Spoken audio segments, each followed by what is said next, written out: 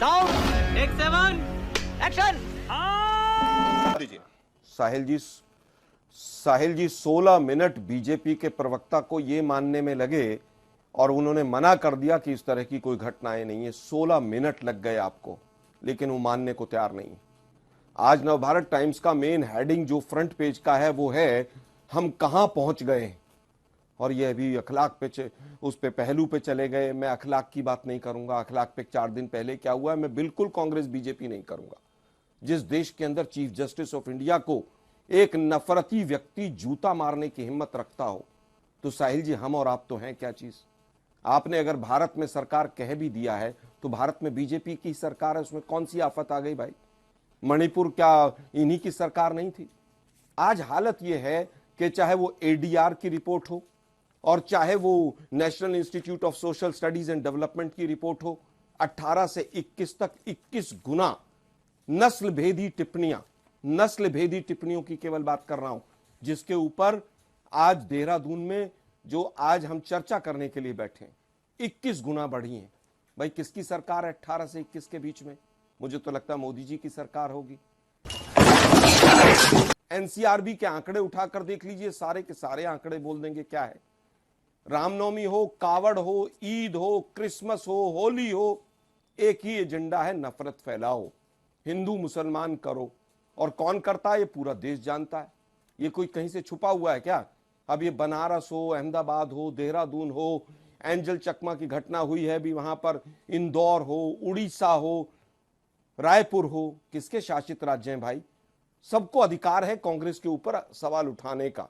अगर हमसे कहीं कमी रही होगी हम स्वीकार करेंगे, हम गलती मानेंगे। 2014 में घटना घटी थी दिल्ली में, जिसके बाद देव बरुआ कमेटी बनी थी, लेकिन सरकार चली गई, हमारी सरकार चली गई, उस कमेटी के ऊपर कोई एक्शन नहीं हुआ, उस पर आज कोई चर्चा नहीं करना चाहता है। कर्नाटक में 25 लोग जिन्होंने मारा, आज भी काफी ज्यादातर लोग उसमें से जेल में पड़े, और किस संगठन से उनका संबंध है ये भी पूरा देश जानता है। कौन विश्व हिंदू परिषद के लोग और बजरंग दल के लोग तमाम जो हैं वो क्रिसमस पर क्या कर रहे हैं वो पूरे देश ने देखा है। शर्म करो शर्म।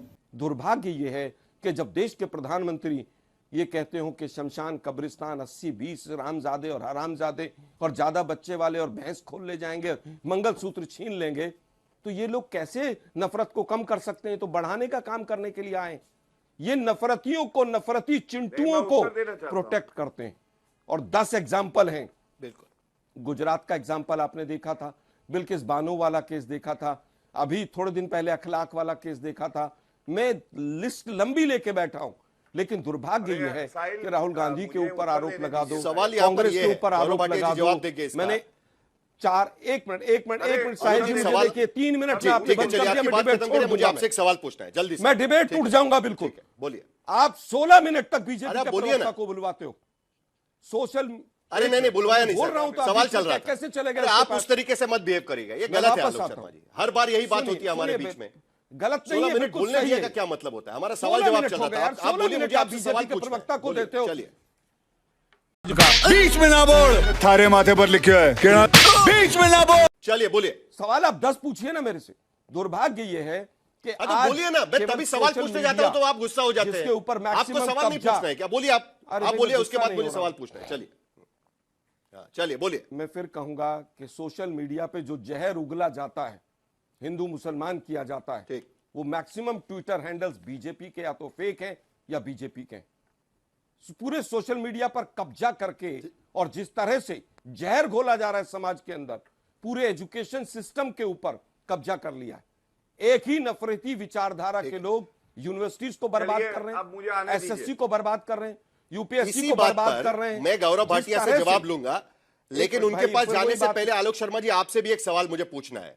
जिस बेस बरुआ कमेटी का जिक्र मैंने गौरव भाटिया को जब सवाल पूछा तब उसको लेकर जिक्र किया था, यही सवाल आपसे भी है, क्योंकि उनके रिपोर्ट में यह भी कहा गया था कि 2005 से लेकर 2013 तक 86% जो लोग नॉर्थ ईस्ट से माइग्रेट हुए हैं दिल्ली में, 86% लोग डिस्क्रिमिनेशन फेस कर चुके हैं। तो यह नफरती बात तो पहले भी थी, ऐसा नहीं है कि अचानक 2014 के बाद आई है। तेरा तो गेम बजाना पड़ेगा। इस रिपोर्ट में यह बात साफ नजर आती है। मैं फिर बताता तो 2014 के बाद माहौल कैसे बदल गया, इसका भी जवाब दे दीजिए, उसके बाद गौरव भाटिया जवाब देंगे। मैं बताता हूं वो 86 नहीं था, वो 78% था। और 10 साल में 78% लोगों ने कहा कि ऐसा होता है, लेकिन आज वही रिपोर्ट 86% पे पहुंच गई है। हमारे टाइम पे अगर गलत हुआ तो क्या वो गलत और हो जाना चाहिए? अब आते हैं देहरादून की घटना पर। देहरादून की घटना के 15 दिन के बाद अरेस्ट शुरू होता है, जब मीडिया उसको उठाता है। कोई चैनल नहीं दिखाता उसको, वो बच्चा हॉस्पिटल में पड़ा रहता है। और आज वहां के निर्लज्ज मुख्यमंत्री रीलबाजी कर रहे हैं, रील बनवा रहे हैं कि मैं उससे बात कर रहा हूं, इससे बात कर रहा हूं, और आप आज तक पे उसको 12 बड़ाई को करके मुकदमा दिखा हुआ रहे था, हैं। 14 को अरेस्ट सवाल हुए। उठना चाहिए 12 कि को मुख्यमंत्री, 12 को मैं मुकदमा फिर हुआ कह था, रहा 14 हूं, को अरेस्ट हुए थे। 10 को घटना घटी, आज हम कब बात कर रहे हैं? आज 30 तारीख हो गई है, 29 तारीख। तुम्हें शर्म है? कुछ शर्म आया है? 19 दिन 20 दिन हो गए।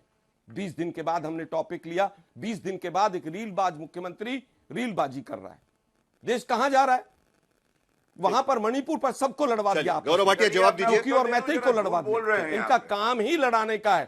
ठीक है। और गौरव मैंने भाटिया एक जी जवाब सबसे बड़ा दीजिए। एग्जांपल दिया कि जिस देश के अंदर चीफ जस्टिस ऑफ इंडिया को नफरती चिंटू, जिसका आरएसएस से संबंध रहा है, वो जूता मार सकता है और कोई कार्रवाई नहीं हो सकती है, ठीक। तो स्वाभाविक है कि माहौल किस तरह के बिगाड़ने लोग की आज कोशिश आ गए हैं। 14 के और बाद वो आज बढ़ी है। का heading कांग्रेस का जो है सीधा ना, आरोप है। गौरव भाटिया जी हम जवाब कहां दीजिए। पहुंच गए हैं वो सच है। आप कुछ भी बोलो, ये नहीं सुनने वाला। उसके बाद आशुतोष के पास जाना है। देखिए, मैं समझता हूं, आलोक शर्मा जी चलिए। देखिए दुर्भाग्यपूर्ण है। देखिए साहिल जी, हम सब लोग पढ़े लिखे प्रबुद्ध लोग बैठे हुए हैं। आज इतने गंभीर विषय पर भी हम आरोप प्रत्यारोप करें।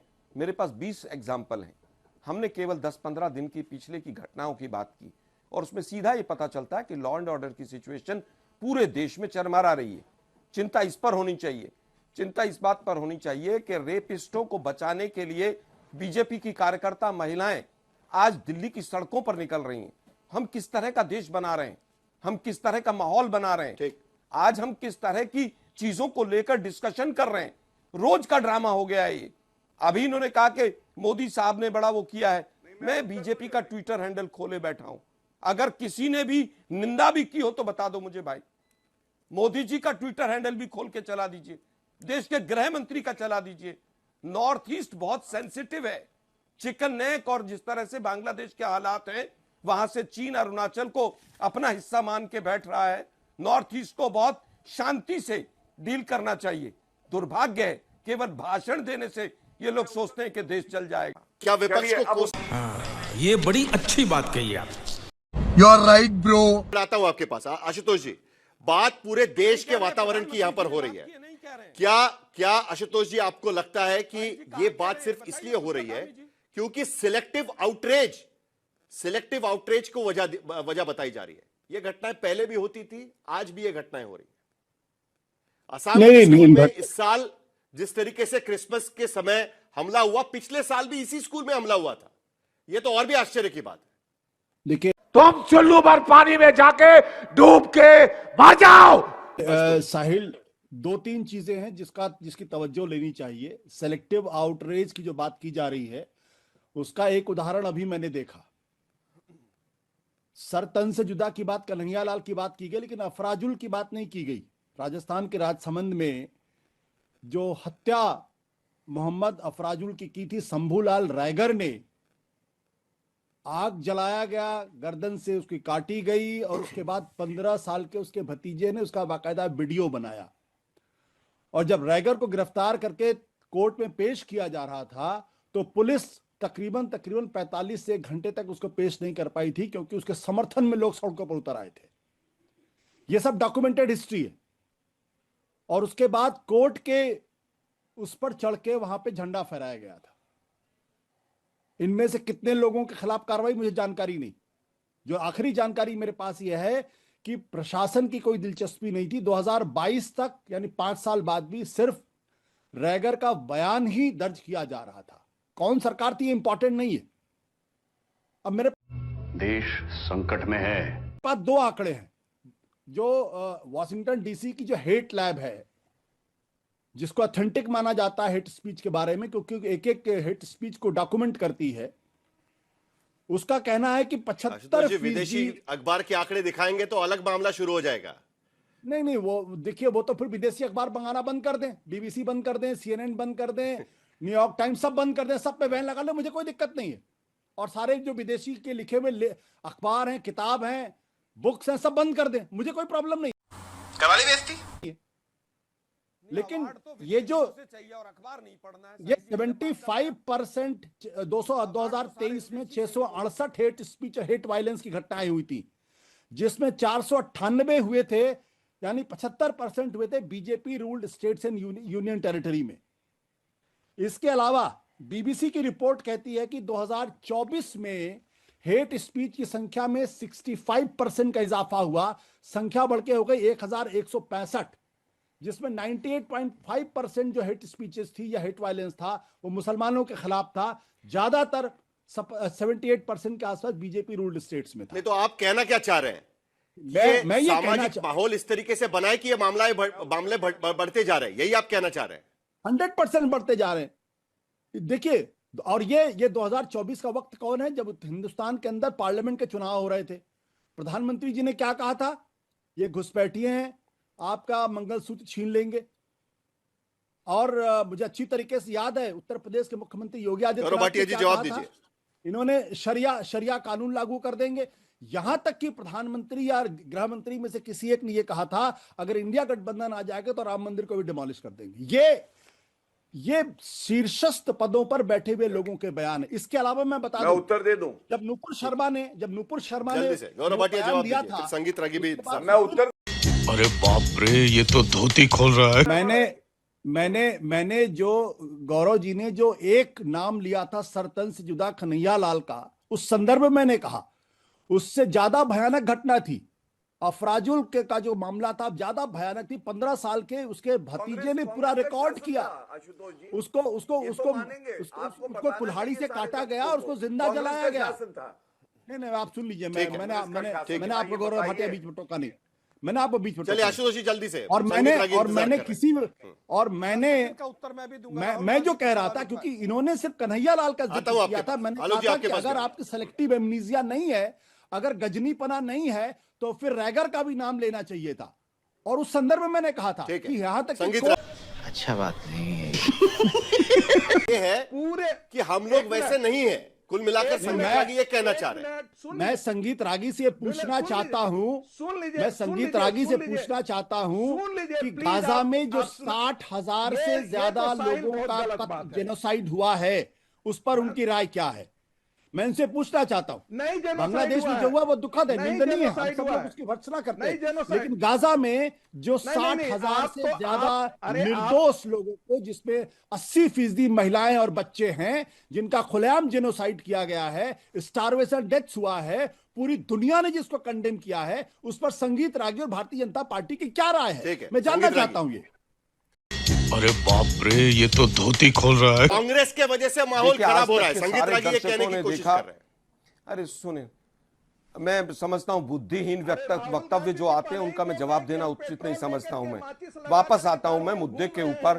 पूरे शो के अंदर साहिल जी आप देखिए किस तरह से दोनों जो बीजेपी समर्थक लोग बैठे हैं, इन्होंने पूरे शो में आज तक के हिंदू मुस्लिम करने के अलावा कुछ नहीं किया। पंडित नेहरू से आप डरते हैं, राहुल गांधी से आप डरते हैं। आज हालत यह है कि सिस्टम होलसेल में कब्जा लिया गया है, और यही कारण है कि निशिकांत दुबे जैसा व्यक्ति सुप्रीम कोर्ट के बारे में कुछ भी कहकर चला जाता है और कोई एक्शन नहीं होता है उसके ऊपर। दुर्भाग्य यह है कि कन्हैया के रोको ना भाई इस नफरती चिंटू को। भाई यार साहिल आप रोक नहीं सकते यार, प्लीज इमोशनल डैम इट। नहीं, एक दूसरे पर टिप्पणी नहीं प्लीज। कन्हैया रुके हुए आप जवाब दीजिएगा। चलिए जल्दी से, उसके बाद गौरव भाटिया बात करेंगे। चलिए, मतलब पंडित नेहरू जो 13 साल जेल में रहा, उसके लिए कुछ भी कह के चले जाएंगे ये लोग टीवी चैनल। समय मत खराब करिए, कोई बात नहीं कर रहा है। आलोक शर्मा जी जल्दी से आपकी बात रखिएगा। यार इसको रोकिए ना भाई। पंडित नेहरू की धूल के बराबर भी, जूते की धूल के बराबर भी वो लोग नहीं है जो पंडित नेहरू पे सवाल उठाते हैं। वापस आता, मुझे क्रेडिट नहीं चाहिए। कन्हैया का केस हुआ, 6 घंटे के अंदर सारे के सारे आरोपी अरेस्ट हुए। राहुल गांधी ने अशोक गहलोत जी से बात की, उनके परिवार को नौकरी दी, लेकिन आज इनकी सरकार आ गए, कन्हैया के ऊपर सरकार बना ली इन्होंने हिंदू मुसलमान करके, और 2 साल से ज्यादा सरकार को हो गए इनकी राजस्थान में। फास्ट ट्रैक कोर्ट बनाकर क्या बात किया ये है इन्होंने? आलोक शर्मा जी, बता दें जरा। ये कोई सवाल घटनाएं नहीं बार कर बार रहे। क्यों हो रही है? अब और मैं एक बार आता फिर मैं सवाल आपसे भी रिपीट करता हूं, उसके बाद क्योंकि- गौरव भाटिया जी से भी पूछूंगा। क्यों बेस बरुआ कमेटी ने जो क्योंकि रिकमेंड किया था protection कि दी जा हेट रहा है। क्राइम के खिलाफ एक नेशनल कानून बनना चाहिए, क्या आपको लगता है कि यह वक्त आ गया है कि हेट क्राइम को लेकर कानून बनाने की सख्त जरूरत है? लव जिहाद की कानून की बात होती है, बाकी बिल्कुल, सारे कानून की बात नस्ल होती है, लेकिन क्या हेट क्राइम को लेकर, नफरत को देखिए, लेकर अगर कानून बनना चाहिए? आपका जवाब पहले, उसके बाद गौरव भाटिया बात करेंगे। चलिए। You are right bro.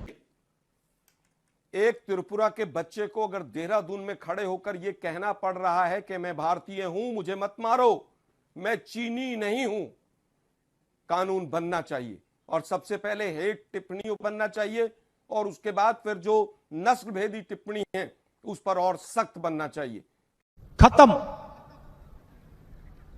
Bye bye, tata, goodbye, गया।